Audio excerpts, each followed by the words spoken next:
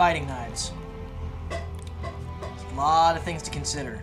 What kind of fighting knife is going to work best for you, how you're going to carry it, and why you're going to carry it. Today we're going to talk about some of the advantages and disadvantages to different blade styles. We're going to start over here with the boot knife. This is a discontinued cold steel model. You're going to end up seeing a lot of cold steel, no intentional plug. They just make good stuff.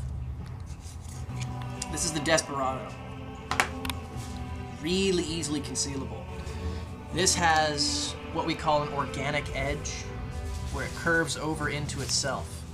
The reason for that organic edge is so that when you get a draw cut, it's going to contour around what you're cutting, and when you pull it, it's going to cut and bite that much deeper into the target. The advantages to this knife is the grip. This is a really comfortable grip. No matter how you hold it, it's solid. Disadvantages. The serrations on here, they can be an advantage and a disadvantage. The advantages to it, this is going to cut through just about anything. This is going to be awesome for leather jackets. You know who I'm talking to. Disadvantages for that, when this gets dull, it's going to be hard to sharpen, really hard to sharpen. That, another disadvantage, there are no guards on this knife. If you go blade to blade and another blade comes down, you're just asking to lose your thumb. So this is something that you have to really keep in motion no matter what you're doing. This is not something you hold out and try to figure out how they're going to play it. So that's a boot knife. First knife. It is a strike first knife. That is a good way to put it. Next we're going to go into the Tanto. This is another cold steel model. This is the Cold Steel GI Tanto that I have highly modified for my brother. We put a lot of stuff on the sheath. We made it from a fighting knife into more of a survival knife, but it'll still fill the fighting role. Advantages for this knife specifically. It has two abrupt edges. So with this first abrupt edge, if I do a snap cut, it's going to bite really deep because that is a point that's sinking into the target. Another advantage and disadvantage, this has a pretty narrow tip. This is going to sink really nice into a target when you stab, but this tip can break because it is a thin steel. Another advantage, this is a very wide set blade, so it has a lot of belly when you're going to be cutting into your target. That, when this wound is made, it's going to make a huge wound channel. Another advantage of this being a survival knife, you can choke up on it. You can do all your fine utility tasks, but mostly for tactical purposes, we changed the grip up so that it's more ergonomic, so it kind of swoops in on both sides, so when it really fits in your hand, it fits nice. It's not fit to my hand, but it's fit to the owner's hand perfectly. So that's the Tanto. Advantages and disadvantages. Next we're going into daggers. This one isn't really something that you would carry on your person. I know somebody who would, but if you could carry this advantage obviously is going to be the reach. This is a big fighting knife. This is a naval dirk. Something they carried around like 1700s-ish.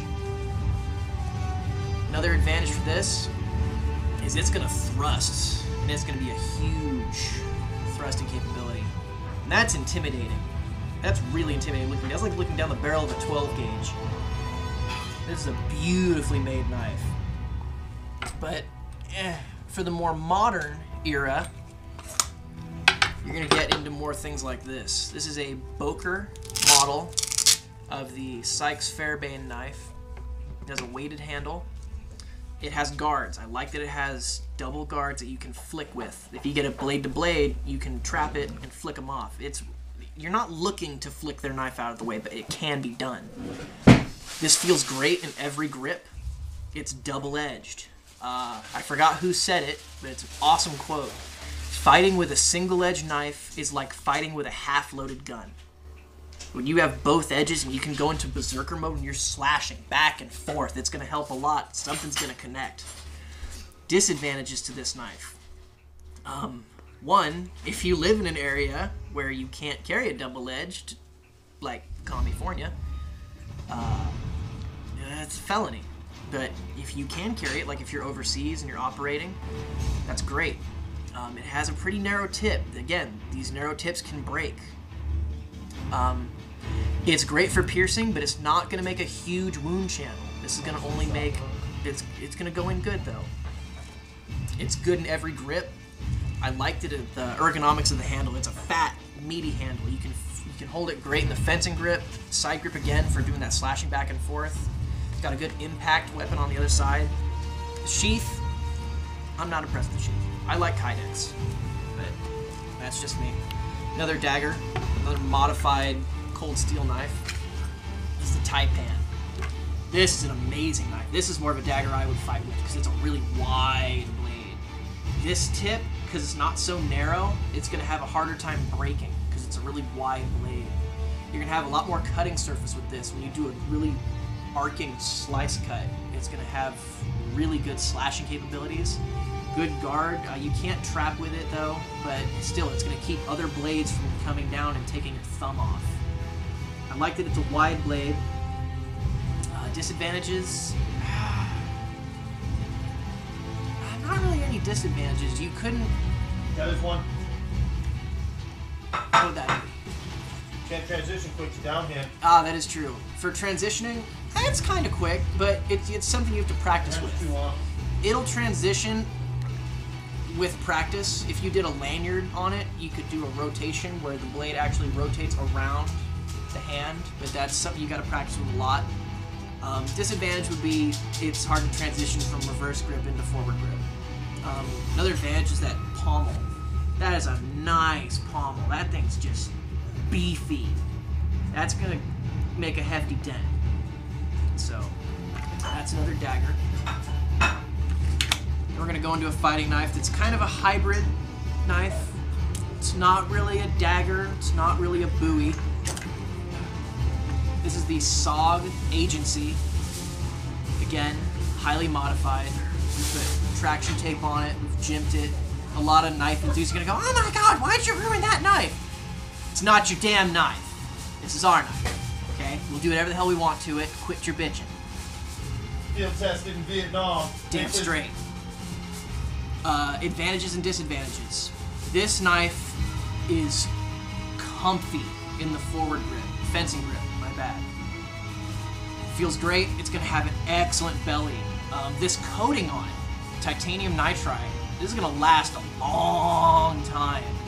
Even with this Kydex sheath, Kydex is terrible on coatings and finishes. It wears and tears. It takes it off quick.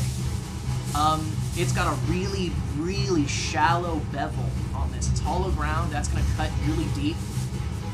Show the side view of that point. That's next. The point is an advantage and a disadvantage. It's a really narrow tip.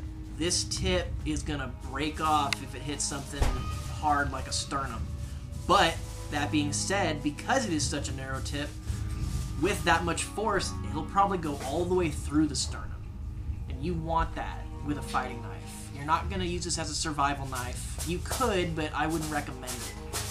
If it was my knife, I'd probably sharpen this back clip up here so I can do a back cut on it. But that's just me. It's not my knife. To each their own, right?